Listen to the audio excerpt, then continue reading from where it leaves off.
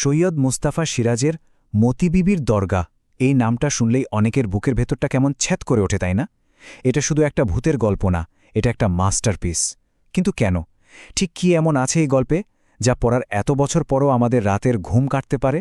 আজকে আমরা গল্পটার একদম কাটাছেঁড়া করে দেখব কিভাবে লেখক শব্দের বুনোটে আমাদের জন্য এক নিখুঁত দুঃস্বপ্ন তৈরি করেছেন। একবার ভাবুন তো, ভয়ঙ্কর বিপদ থেকে বাঁচতে কোথাও একটা আশ্রয় নিলেন, আর দেখলেন সেই আশ্রয়টাই আপনার জন্য আরও বড় বিপদ হয়ে দাঁড়িয়েছে। এই যে একটা শিরশিরে অনুভূতি, এই অস্বস্তিকর প্রশ্নটাই হল মতিবিবির দরগা গল্পের একেবারে আসল ভিত্তি।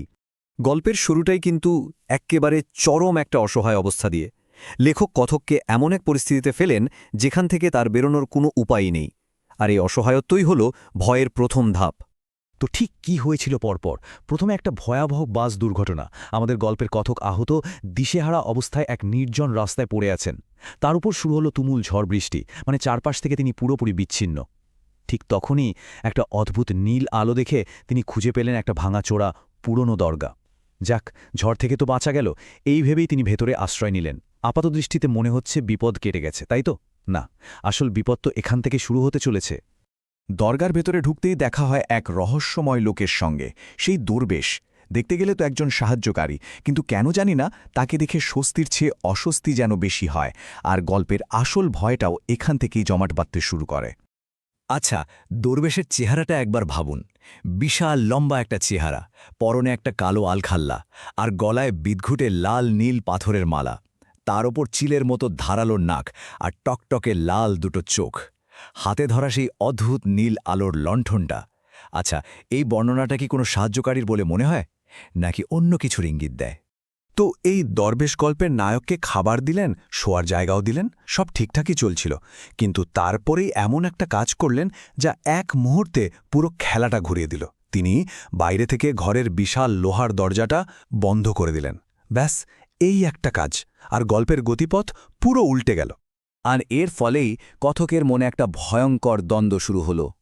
যে জায়গাটাকে একটু আগে ঝড় থেকে বাঁচার নিরাপদ আশ্রয় মনে হচ্ছিল, সেটাই এখন একটা জেলখানা।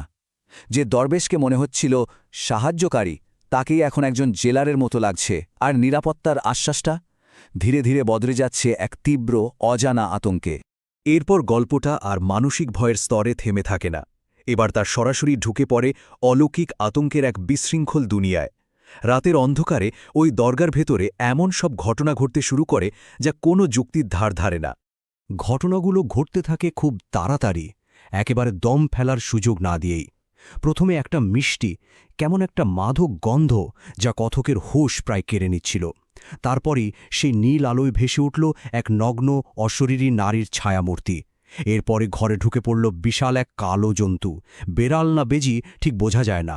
আর তার পরক্ষণেই দেখা গেল দরবেশের গলাটাকেও ছিঁড়ে ফেলেছে, চারদিকে রক্ত ছিটকে পড়ছে।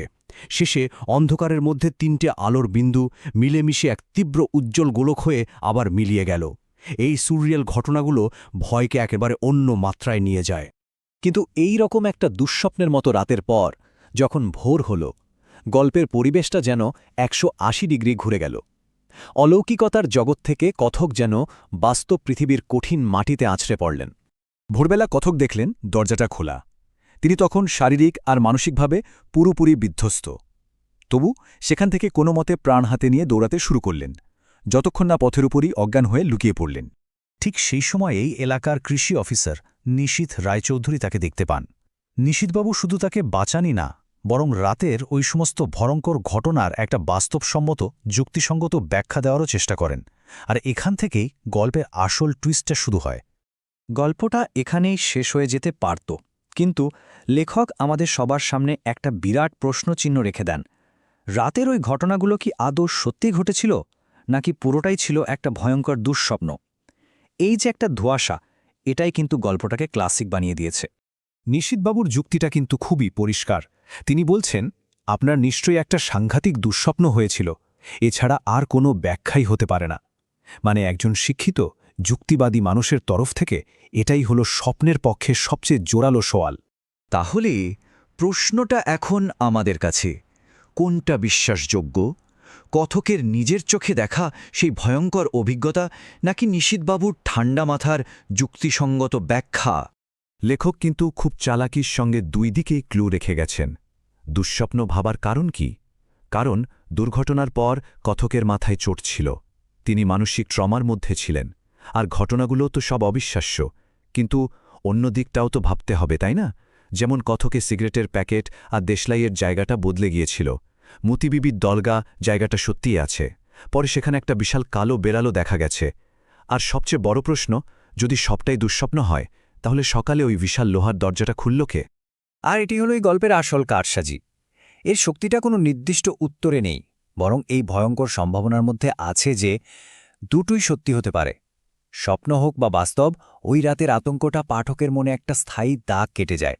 আর এই অমীমাংসিত প্রশ্নটাই আমাদের অস্বস্তিতে ফেলার জন্য যথেষ্ট।